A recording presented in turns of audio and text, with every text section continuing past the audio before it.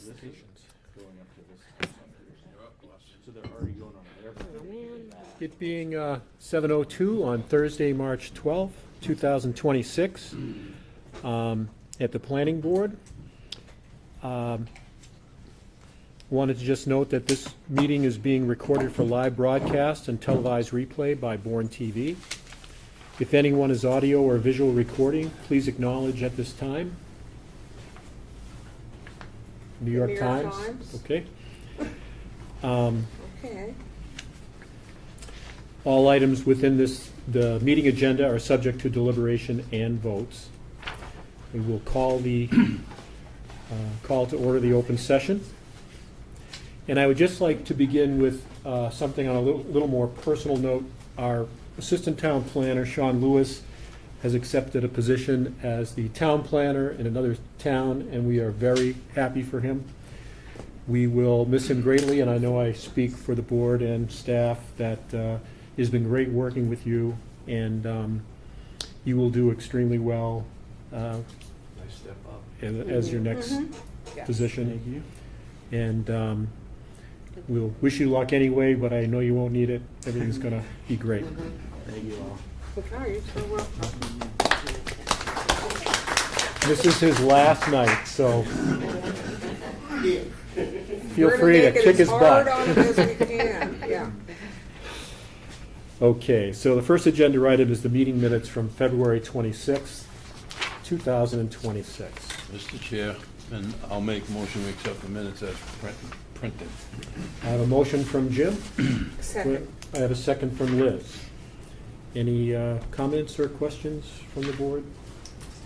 Mandy? Under present, my name's listed under present, but then I'm excused below it. I don't know if that's normal procedure or not since I'm a newbie, but just want to make sure I'm on both. We will correct that. Thank you. Thank you.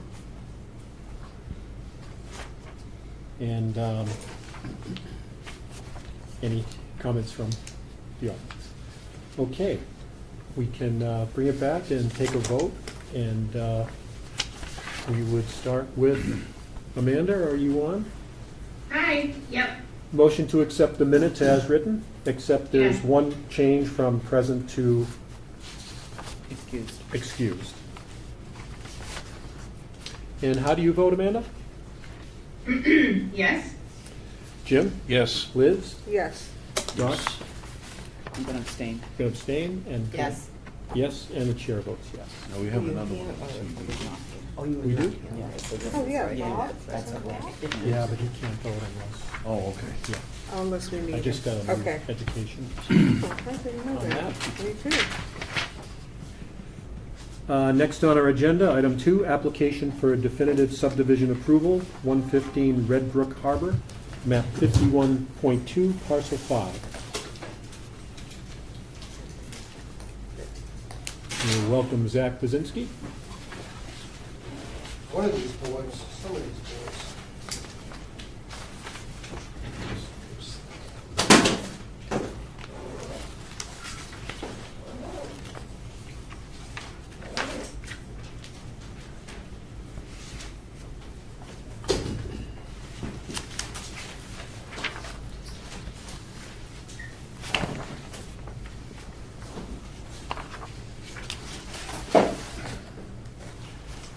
All right, for the record, Zach Basinski, professional engineer, Acton Engineering, here this evening on behalf of the applicant. Also with me is Chris Vaccaro, counsel for the applicant. As mentioned, this is a definitive subdivision request. Kind of a unique project, unique situation in how we ended up getting to this in front of the board. Again, the project site is 115 Red Brook Harbor, down in Katomet, just south of Parker's Boatyard. This is an existing lot, about 1.57 acres, that was created back in 1959 as part of an A&R subdivision. We were retained to put together a set of house plans on the project, which we have been working with the applicant for about a year or so, to design a single-family house lot, 4-bedroom house, sited out in the back.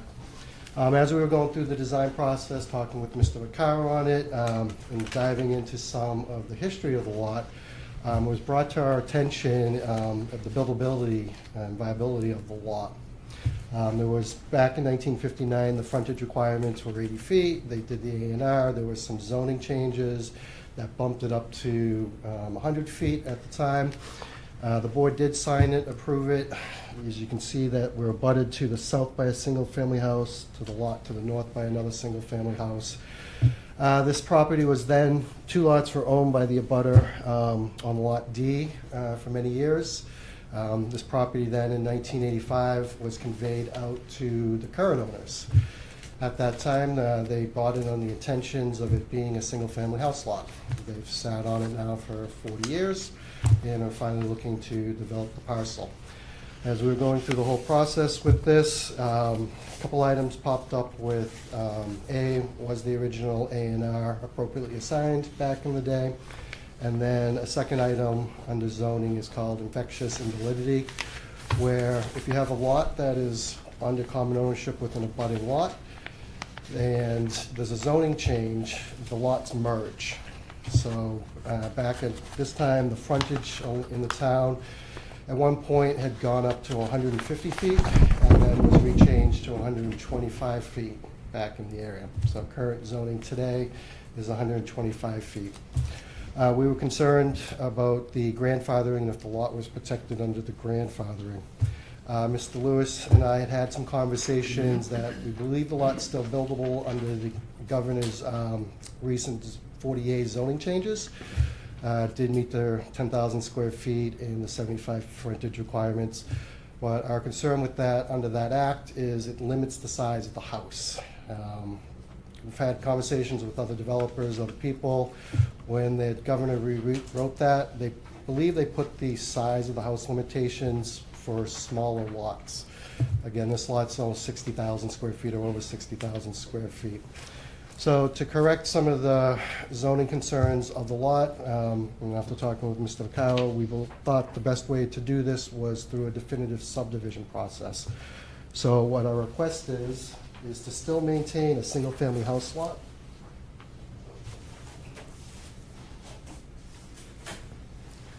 On the lot, and then create a new arc in front, which would be a paper street with that right off of Red Brook Harbor. And then from there, the rest of the lot would meet the other zoning requirements, except for the lot shape factor. We dove into this, tried to reconfigure it to get to it. So we're asking for a waiver on that. If the board feels we need to get a variance from the ZBA, that would be something afterwards that we could do. But from there, again, the intent with the waiver request on the project is to maintain a single-family house on the lot, out in the back, asked to not build any of the roads, so waive all the subdivision requirements. Drainage would still be provided at the end of the driveway and contained on the lot from there, and we believe it would still be in harmony of the area. Again, talking with the applicant, he would like to take the house, put it back on the higher section of the lot, tuck it out in the back to not affect any of the abutters. So again, we believe this meets the intent of what was signed back in 1959 as a single-family house lot. It helps correct any of the zoning issues with it from there and still maintains the character and the buildability of the lot in the area. With that, I'll turn it over for questions. Zach, you mentioned you were looking to see if the plan that was approved was signed properly. Mm-hmm. And what did you find? So, Mr. Could you speak to the history of like back in 1959 when they were doing the zoning change? We believe there was like off by a few days when they recorded the plan and then the zoning change was happened to be. Yeah, I actually spent a fair amount of time. If you don't mind, if you want could to come up here, Chris. and then introduce yourselves Oh, I'm sorry. for the record, please. Yes, my name is Christopher Vaccaro, and I'm counsel to the owner of this property, Raptman Inc., the applicant here. Welcome. Thank you. Thank you for hearing us today. So it appears that the zoning allowed 80-foot frontage, or maybe even it was 70-foot frontage, up until around 1959. In February of 1959, there was an amendment which took the residential district and converted into 3 separate residential districts. Before that, there was just one residential district. the three residential districts were the R40, the R20, and the R10. Now, as far as I can tell, based on the 1959 zoning map, this property at that time was in the R10. And the R10 did allow an 80-foot frontage. Now, eventually, things changed over the years. This lot was in common ownership until 1985. And I'm still trying to get a handle as to what the zoning was in '85, but it appears to me that I haven't, I'm still trying to get the maps. It's not always as easy. I have to say, though, the planning office has been very helpful to me in accommodating that. I appreciate what Ms. Copeland and Mr. Lewis have done for us. But as far as I can tell, the minimum frontage did go up to 125 feet at some point. And frankly, I'm still looking to figure out a way that this might indeed be grandfathered. I haven't discounted that possibility completely, but it's going to take more research at this point. So what we're doing for the time being is we are essentially taking a cul-de-sac, and instead of putting it at the back of the property, we're putting it at the front of the property, and we're using the cul-de-sac here, just like you would as if it were at the back of the property, to create the frontage we need to comply with zoning. Does that help? Yes, and so with that method, you're looking at creating a paper road and looking for a waiver for constructing it. Looking for creating the paper road. I mean, if we could get the waiver from constructing it, that would be great. If we have to construct it, we'll construct it. I'm not sure what value that adds at this point. It essentially puts a little bit of a bubble in Red Brook Harbor Road, and maybe that's desirable. I can't speak to that, but ideally, we would rather not have to do that.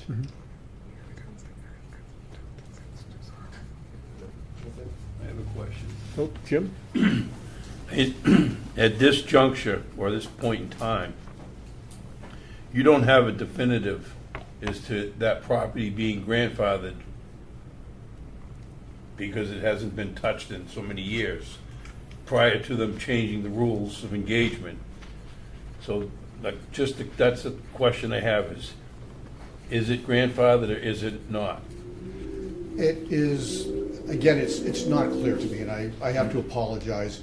There's more than just the increases in the frontage that come into play too. There was a grandfathering bylaw in effect up until maybe 1970 at least, which pretty much said that if the lot had been recorded, regardless of whether it was under common ownership of the neighbor, it still would have the benefit of the grandfathering, but at some point, it might have been 2006, I'm not 100% sure, that changed to require that it had to be under separate ownership to enjoy the benefit of the grandfathering. So what it comes down to is in 1985, when this went under separate ownership, I really need to get a snapshot of what the zoning was the minute before August of 1985, when this property, which was under common ownership by the abutters who I believe are here today,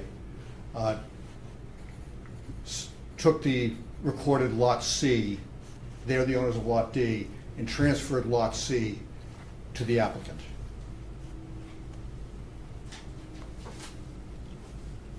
That's the part I still hinge is we approve everything tonight or on contingency of the fact that it meets the grandfather clause. But at the same point, if the gentleman comes back and it doesn't meet the grandfather clause, now what juncture are we going to be at? Right. Yeah. I think just for the board, I think we want to open up tonight, not ask for a vote tonight. I think this grandfathering that Mr. Vaccaro had found out came in after the 11th hour on RN2. We had talked about the definitive subdivision that we submitted the application and everything, and then Chris was able to talk with the town engineer, Mr. Lyden, and really was able to get some of this research. And when we found out when the town changed the grandfathering bylaw back in 2006, that old clause we weren't aware of, that it could have still been a buildable lot under the old zoning up until 2006. They had sold it off in '85, so it still would have been, and it could potentially still meet today's grandfathering non-conforming lot bylaw. And if it does, then we wouldn't be here and we would rescind this application. So it's, again, a very complex project, and Mr. Vaccaro's research and diving into this has really helped figure this out, I'd so. like to think so, but I wouldn't be able to do it though without the records that your team in the planning office and the engineering office keep, and the cooperation there, and that they've shown us. Thank you. If you do find out how many zoning changes we've had and when they occurred, could you share that with us? I've been trying to keep a list What for the years. frontage was over the years, yeah. Can Yeah. I have a Corinne. question? Okay, if I'm understanding this, if you're going kind of through this process because you want to have a larger house, because under the new law, the way it is, you're restricted on the size of the house. Would be Is that what it is? restricted. Yeah, to the Okay, 1850. so, me personally, I don't like that bubble. I think that's a public road. If that was a private road Mhm. and you created the bubble, then if we ever accepted the road, we could talk about that. But right now, that's Red Brook Road, which is a public road, and we're creating a bubble. So now we could have bubbles all over the place. So I don't like that precedent myself. I don't love it either. So you have some other options. You could go get a frontage waiver, go get a frontage variance, and then come back to us and get the waiver. That's usually the process, is that you get the variance first and then come get the waiver. That would, to me, be one of the better ways. Or, I don't know how the new law is written about the size of the house. Could you get a variance on the size of the house? Because it's dimensional, correct? Mhm. So could you get a variance? And I don't know what your hardship would be. Mhm. But to me, those would be two avenues that I'd like to see besides this bubble. I just think it just sets a precedent that we're gonna create all these crazy roads. Did So the it's- did engineering look at that? No, because we're not actually asking to build the road, so. I know, but it's gonna be drive down- on paper. It's gonna be It'll on paper. And it is a similar practice that we've seen in other towns and done in other towns, so I brought an example. So this is right over the town line in Plymouth on Great Herring Pond. So this is known as Begin Circle. So at the time, they didn't have the frontage to subdivide the lot, so they created the paper street. They asked the Plymouth Planning Board to waive all the requirements for constructing it, because they had other access into the lot. So when you physically look at the property, see everything, this is an acceptable process that we've seen locally. Mr. Bracken actually just did it a couple of years ago on in Nantucket. So it is a way to subdivide a lot, keep the rural character of the area, and still be able to subdivide a piece of property with this. Again, we're not looking to create a second lot out of this. We're looking to Right, just right. maintain what was legally there before that was thought to be legal in the area. Can you So- explain the nature of the second lot? Like, why is it unbuildable? It would actually just become a road layout. And initially, in the application we'd submitted, we said we could grant it to the town if they wanted to make it part of the Red Brook layout. But you don't have to. We can maintain that piece of property as a private roadway as part of this property. And it would just be separate. It would just be a little parcel down here that creates the 125-foot frontage on that. And the only relief that we're asking for is just a lot shape at that point and to waive building any road within that. And Again- is there an existing dwelling on it? Nope, it's a No, vacant it's lot vacant. today. Oh, okay. Are there, what are the typical frontages in that area? I know we can see what was on that plan. Back to, so the abutting ones next door are 100 feet when they created this. Because again, when they carved that out, it was an 80-foot plus a 20-foot arc. And then this lot to the north, the previous owner here carved off a little section and granted it to that owner, because the existing house to the north is tucked behind a wetland and stuck up in the front. So they needed some land area when they wanted to create it. So today, if it's a new lot and we carve it out here, it's 125 feet. So, Non-substantial change to the abutter on the exactly. right side. Just curious, under the new lot requirements in the size of the dwellings, what are they restricting you at? So How under big? the Affordable Housing Act, under Mhm. Section 5A, it's 1,850 square feet of habitable space, habitable heated space. And it doesn't go by the size of the lot, that's just the maximum? That's the Okay. maximum, Max 3-bedroom? max 3-bedroom. Yeah. So again, I mean, the discussions we've had, we think that that was created, so if you had a 10,000 square foot lot, you Right. know, what size is that? But when, We have 60,000 square feet, we have frontage on Red Brook Harbor Road, and we have frontage on the railroad tracks. back. It's an interesting shape. Mhm. Right.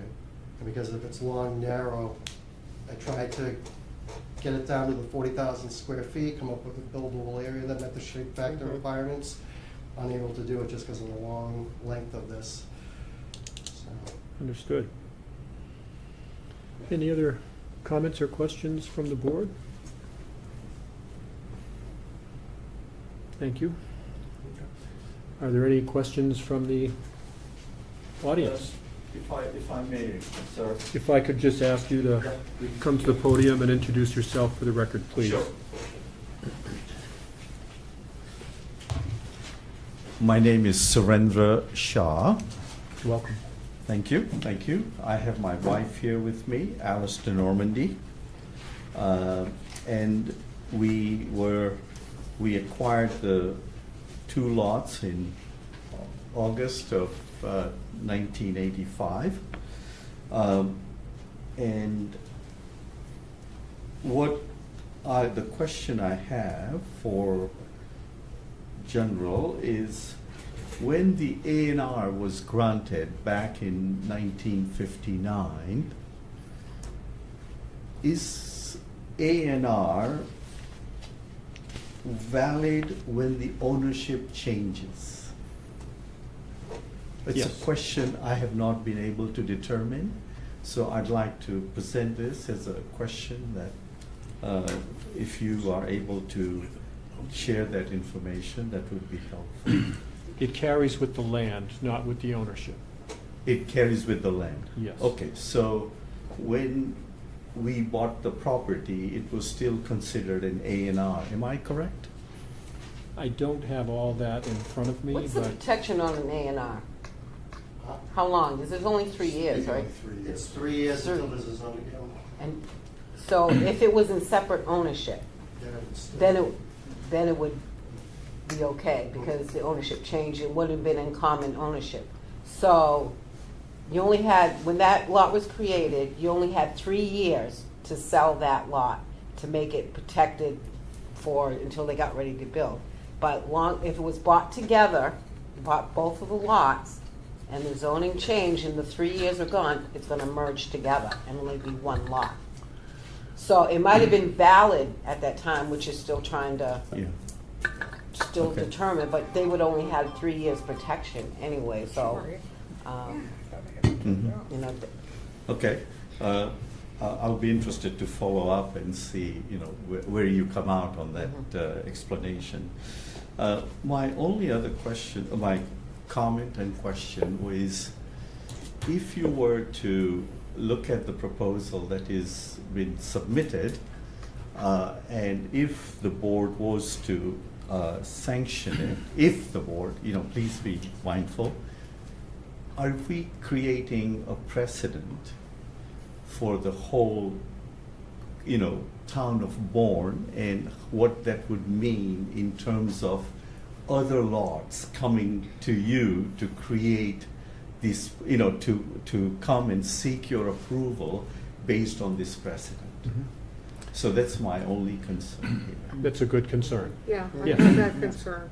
Yep, we have the Yeah. same concern. And there are mechanisms within our zoning to allow paper road Mhm. frontage.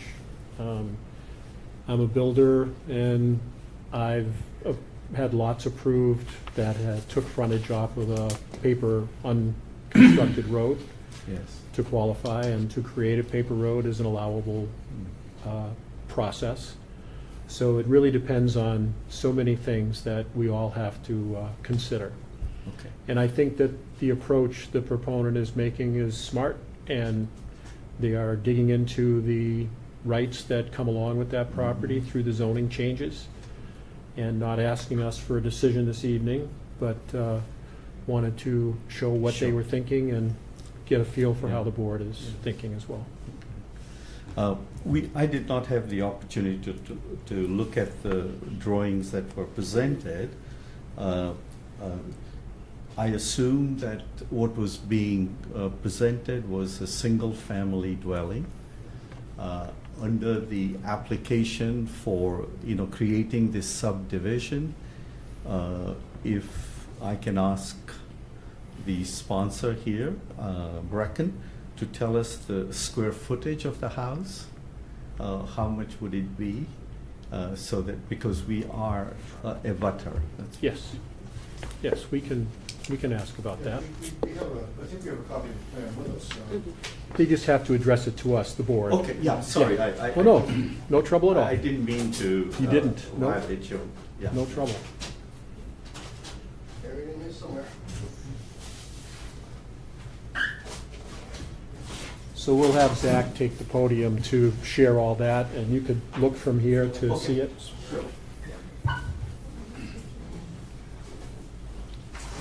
All these years, you think I'd get a better system in place. So right now, the applicant is proposing a 4-bedroom house. It has a square footage of about 2,700 square feet, so less than 3,000 square feet. We were bringing a driveway up through the middle, so this is your house right up here in the front, based on the records. And then building it up on the back part of the lot through here. So it would just be a single-family driveway that comes from Red Brook Harbor Road, right up, and then the house would be sited out in the back of here. Alice, if you want to come Yeah, around. you can come. I don't bite. And how many stories? It'd be a 2-story house. 2-story. Yep, 2-story house, up in the back, through the back here, so again, your house right over here, Alice is down here in the front. So then we tuck the driveway to the north, bring it in kind of a little S-turn, left the buffer zone through here from your property with the driveway, and then the house up here and septic right here in the front. All right, thank you. You're welcome. Appreciate it. Thank you. Thank you. Thank you. So, questions? If not, I think we'd ask for a continuance. So Mr. Ricard and I could look into the history, the grandfathering of the lot, and then come back at a future date once we have an update on that end. Good luck with the wreckage search. Mhm. Yeah, I think it's really important, though, that you get that figured out. Yeah. Just a comment, I Corinne. think if you could find out that grandfathering, I think that's probably your safest and best route. Yep. But just for the abutters, a note is that they're proposing this house, but say something happens down the road, they sell the lot, and somebody else builds a different house. So we're not approving the house or the size of the house. That is kind of fluid, and that could change. So I don't want you to come back and say, you said it could only be 2,700. We're not approving that, but that's what they're proposing. And hopefully it goes through that way. Okay, because after they get approval of the lot, all they have to do is go get a building permit. They don't have to come back here. Just so, you know. But if the ownership changes, then they have to come back. No. Very good. All right. Any other questions from the board? Yeah. All right. Thank Would you very you- much. What would we be able to offer for continuance? Would you like to Yes. request to continue? Cordially request a continuance. What date? March 26th, April 9th, April 23rd. 26, Chris, do you think 2 weeks? I'd go What do you wanna push do, it a month? off to April. Go to Want to April. go to April? I'd rather go to April, just because I think I'm gonna need a little bit of help from Mr. Lyden and probably from Ms. Coleman, just to help me assemble the background, and if they don't have anything, I'm wondering if maybe the Cape Cod Commission may have these records or other sources. The registry, maybe. The registry? Yeah, Cape Cod Commission's not gonna have that. Yeah, I don't think the history, it's all going It's to be, not there. it's going to be with Mr. Johnson in the clerk's office. Ah, right, Yeah. And yeah, we'll have to, okay. What about that book Michael created, Mike Lenso, with all the different dates when the zonings changed? Tim has a Yeah, we have copy of that. that. He has Yeah. that, he's looked through that. He's looked through that. I think the biggest issue is, like Mr. Vaccaro brought up, was that 2007, when the new non-conforming lot bylaw came in, what the non-conforming bylaw was prior to that change in 2006 is going to be our key answer. If, we do have a fairly full agenda on the 9th. If the 23rd would be acceptable, it would probably be best. 23rd? Yeah? I don't have any school vacation issues. I don't know if anybody here does. I think that it probably will happen by then. Yeah, I think so. Easter is pretty early, and I No, think it's around no, I then. don't have it. So, Pieces of six. Yeah, it's great at the beginning this year, yeah. Wow. I have to get my pool open for the Easter's Christmas. actually on the 5th. I just found out today. Right, there it is. when are you opening your pool? So we're talking. Easter. Did you say the 28th? 23rd, April 23rd. April 23rd. Is that good? That works for our end, I believe. Check. Yeah, I think we need a time 23 waiver days. though. You would need a time waiver. Can we, Yep, I'll get you a time waiver. can you sign it now? You want to sign that? Okay, yep, that would be great. So we will continue until April 23rd Okay. and give the proponent time to do more research and maybe modify their application depending on what they find.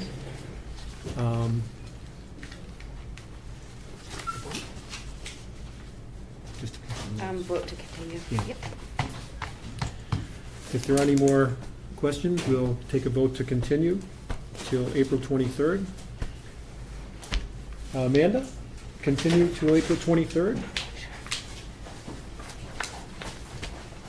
Oh, we lost her. Amanda?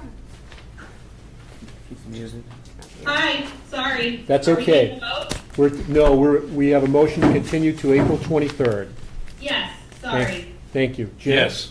Liz? Yes. Dave? Yes. Mandy? Yes. Corinne? Yes. Chair votes yes. Unanimous.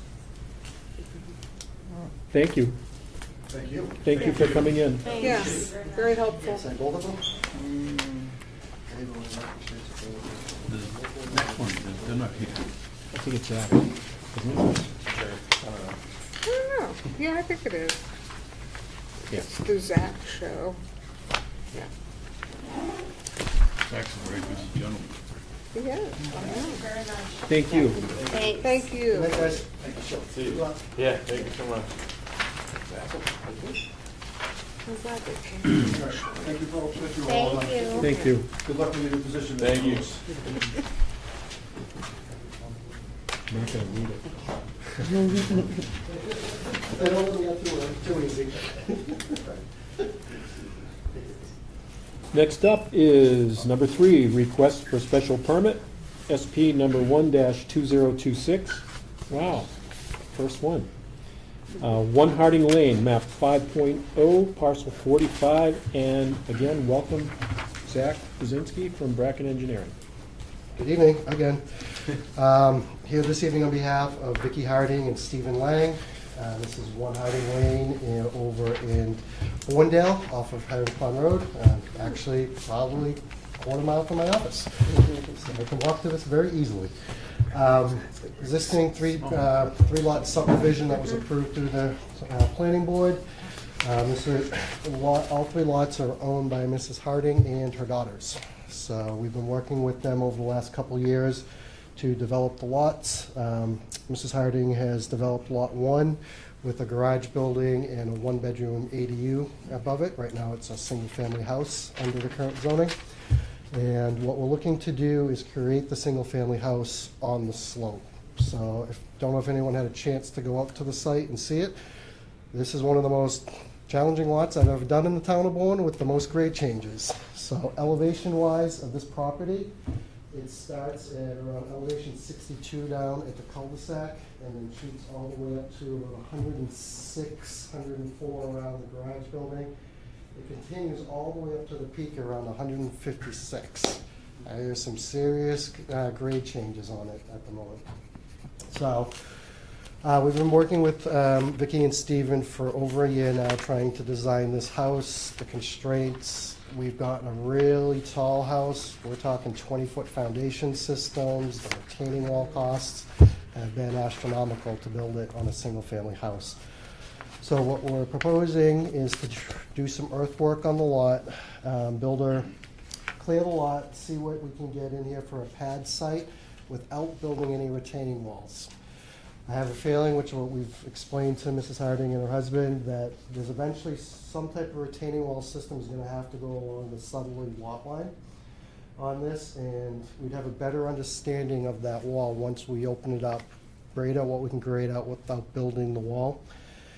We're potentially gonna have to shrink the house size from what the Hardings are looking for because of the site constraints on this, but it's very hard to figure that out right now with the wooded lots. It's covered in white pines at the moment, and very tall white pines.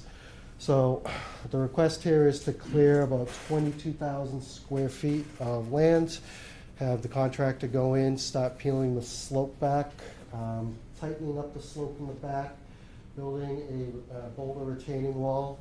At that point, we would be left at probably about a 20-foot grade difference, which would be manageable with the foundation systems on the house with that. So what we would like to do is, if approved, we did get Mr. Lewis and Ms. Copeland's comments on this about planting, revegetation. We'd like to clear this, get it opened up, come back in, find out the building pad area, present an updated planting plan for all the revegetation of the lot.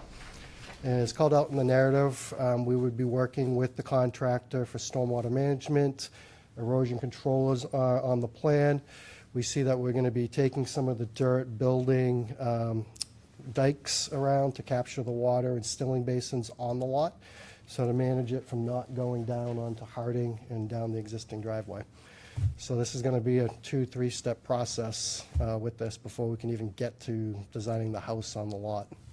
So that's the request. Jim, so you're gonna clear, well, it says more than 10,000 square feet. Right. So you're approximately gonna clear 20,000. 20,600. Now, if you're doing a cut and fill, or removing, I know you're building, dikes and retaining walls and all Yep. that stuff. Now, do you have to go to the Cape Cod Commission because it's more than 10,000 square feet? Nope. Okay. Nope. The 10,000 square foot number is under the local zoning for land clearing. If we were able to design a house and get a building permit, we wouldn't be in front of the planning board. It's because we don't have an approved building permit application, very similar to what was on Hunter's Bridge in front of the board recently. So because we don't have an active building permit on it, we had initially talked to Mr. Murphy before he left, because there was a building permit that was issued for the garage building. We come in, but because they'd obtained their occupancy permit, that building permit was closed out, so we couldn't do the clearing of the grading work for this project under that old building permit. So the only way to clear a lot now without an active building permit is to do that. We didn't want to submit a dummy plan, apply for a building permit to then do that. We thought this was the more appropriate way. Let everybody see what's going on with the grading, get a concern with that. So again, it's a very challenging lot, so. Yeah, under the Cape Cod Commission, the 10,000 square feet is for a building and not the clearing. I think it's 40,000 for clearing. 40,000 to to make trigger a- the Cape Cod Commission, so it doesn't trigger any of their thresholds. You're right that it's a challenging site, and the grade's only part of it. It's a very awkward shape. Oh, yeah. The grading, of course, is vaporous, and it's very sketchy, but Yep. do you have a sense of what a center point of that platform might be? Honestly, I think it's still gonna be a sloped area. The only flat area I'm gonna be able to get is at the end here. Until I can get that, at that point, and opening it up, it'll allow the homeowner to visualize where it's gonna be and the architect to visualize where the foundation system is. So back to Mr. Robinson's question about the cut and fills. We're not looking to remove fill from the site, because I have a feeling once we get this, we're gonna be bringing that all back in around the foundation system to clear. It's gonna be a terraced kind of yard system around the house. So, Access. The existing driveway goes over 2 other properties. yeah. What's your plan for access? It's through here, up the existing driveway and through. Again, they're all family members. They've worked with the same contractor for the 2 of the lots that were under construction. Are there easements in place because someone may sell? Yep, they're all easements, yep. And Mrs. Harding's daughter and her son-in-law have just built that house to be here in the area. It was an old family property that they subdivided, and they're intending to be here permanently, so. And the third daughter has a lot to the north. I'll be doing that in a few years. I walked that This lot lot has with a them long few years It's a ago. long history. Long history. Oh, my God. I'm not opposed to this. I live in a house where they probably had to clear a half acre Yep. to build my place. Tell me about the subdivision road. Mhm. That's going to be paved out at some point, is it not? My understanding is they got a waiver on Yeah, that through the yeah. planning department, they got an alternative surface waiver when they got the Yeah, I've subdivision. seen the hard approved. pack. Yeah. But the note that 40 feet of potential grading and clearing around the road, Mhm. do you anticipate that road being improved? Yeah, at the end, Mrs. Harding and Mr. Lang have talked, there again, the abutters are all family members and related. They've all talked that after the construction's done, they're gonna go back in and fix the Harding Way and bring the hard pack back in, clean that all up. There was some washouts during some summer stores that we had last year, and the catch basin grates at the entrance here were disturbed. So the contractor is working on that, keeping that under control through the construction. So again, he needs to get up, with all, and this is heavy equipment that he's bringing up here because of it, and the tree removal equipment. So they've all talked and have an agreement that once they finish the house projects, that they'll work their way out and clean up the rest of the subdivision road. The on house way will up. require a new septic system. Yep, they'll have its own individual septic system. We've designed this one as a 3-bedroom for that. If, depending on the final house plans, I may expand the existing ones there to go to a 4 or 5-bedroom system, once we understand what the house programming is gonna be for the new house. So, also I have to look at topography and grades, so. But is there a lot of ledge here? Is there a lot of, is it very bony? Can you do the grading sketch, the site planning before you remove the trees? Is that possible? No, that's the issue we've been having, is we've been working, coming up with a program with the owner, and the foundation systems are way too deep. It's not meeting the owner's intent of what they're looking for on the lot with it, and this is why they came to the architect with a vision of what they wanted to build there, but that vision was built for a flat lot. So then we're trying to then take it, put it on a slope lot, and the vision they have, I can't meet the grade heights work with the roof ridge, it's too tall of a structure with it. So this is why we've explained that we've got to get some type of foundation system that's shorter. I got to use the foundation system as the retaining walls going around this. Back to your question about ledge, no ledge out here, but we do have erratic boulders from the glaciers. So they were uncovering that during all the other projects. They've stockpiled that on the lots. They want to use that as kind of this retaining wall when we peel this slope back. And then this here would give me about a 4-foot drop with our boulder retaining wall. But from here to here, I envision I'm going to have about 18 feet of grade that I'm going to have to lose through the building program. Fingers of retaining walls. Exactly, and then stagger it down in front of it. Because I have a feeling that you're going to have an open-faced, lower level, second floor, third level, but on the sides, it's all going to ramp up. And then when we get to the back of the house, they're probably going to be walking out the third story of the house to the Kind of like my living house. space out back. Yeah. Kind of cool. So it's going to be a very You unique should come house. to my lot. and See, I Very swear you're challenging. describing, even the shape of the lot is like mine. But what you're describing is very much like the lot I live Yeah. on. So, we walk out the we have 3 stories and we walk out the And you go basement up of the the basement. third. Yep. Yeah.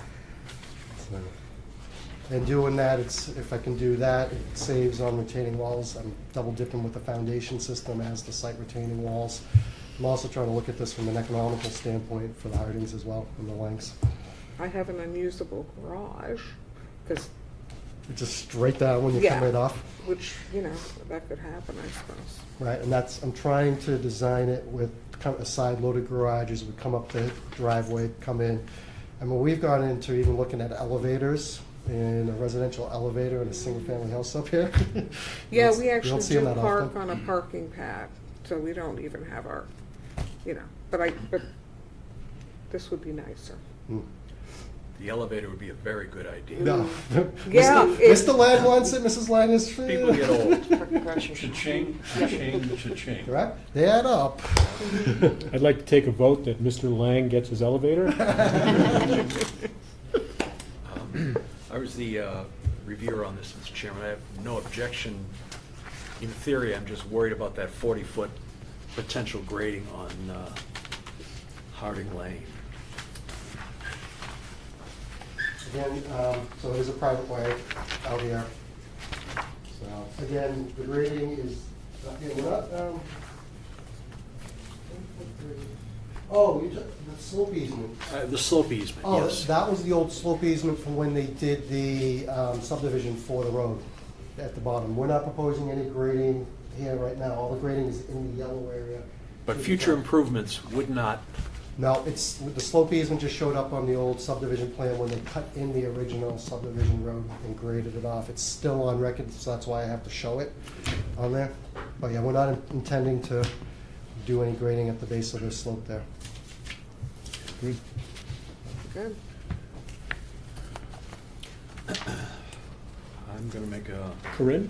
You wanna- My only concern is when they start digging, are they gonna have somebody from the tribe, either tribe there to observe, to make sure there are no artifacts or anything that can be found? Or are they gonna be put on notice, just so that the tribes are aware that they're gonna be digging in a very historic spot? Yeah, I mean, we could reach out, if you make that a condition, we can reach down to the tribes and talk to everybody. Yep.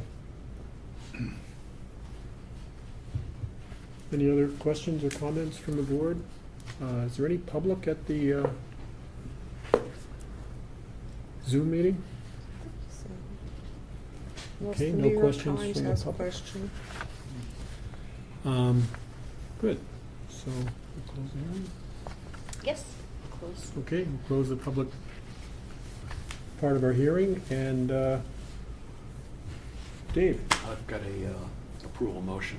Mr. Chairman, I've reviewed this project, and the applicant proposes to clear 22,600 square feet of natural cover at 1 Harding Lane, map 5, parcel 45. The clearing is proposed to establish safe access, workable grades, and appropriate drainage patterns for a future single-family dwelling. Mr. Chairman, based on Planning Board reviews of the exhibits, testimony of the applicant, experts, witnesses, and the record of the proceedings, the Planning Board has found the project is consistent with the Town of Bourne zoning bylaws. Therefore, I move to approve special permit number 1, 2026, in according with the following findings, terms, and conditions. Conditions: this plan is subject to all rules, regulations, bylaws of the Town of Bourne. Stake the limit of the disturbed work area before construction, maintained throughout construction. The existing structure will need to be no more than 30% of any primary dwelling built on the lot. The decision shall be recorded by the county, the Barnstable County Registry of Deeds, Land Court Registry, and a copy returned to the Planning Department prior to the issuance of building permit. In additional, the applicant will notify the tribes before construction begins, so that they may be reviewed for critical artifacts. Does that do it? Mm-hmm. And archaeological, sorry. And the applicant shall submit a forest cover planting / restoration plan to the Planning Board before issuance of an occupancy permit. That's all I have. I'll second that. Motion by Dave, second by Jim. Any questions or comments from the board? Seeing none, we'll take a vote. Do I have to go to Amanda first on Zoom?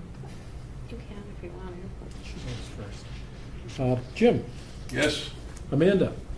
Yes. Liz? Yes. Dave? Yes. Mandy? Yes. Corinne? Yes. Chair votes yes, unanimous. Thank you very much. Great. Thank you. Congratulations.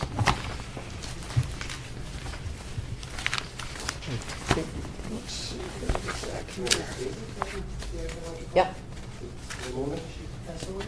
No, she hasn't passed away, but she's too sick to, yeah.